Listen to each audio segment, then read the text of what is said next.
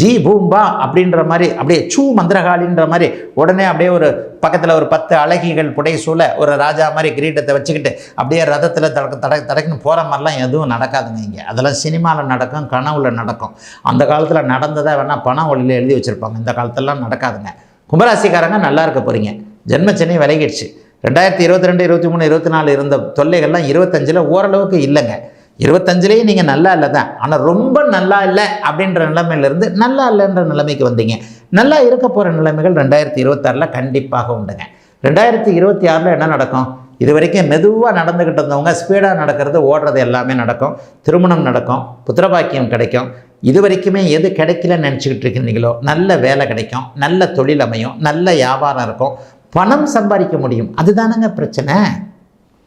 பணம் இருந்தால் தானே இந்த காலத்தில் யாரும் மதிக்கிறாங்க. பணம் சம்பாதிக்கக்கூடிய அமைப்புகள் கண்டிப்பாக கும்பராசிக்காரர்களுக்கு கை கொடுக்கக்கூடிய அமைப்புகள் இருக்குது.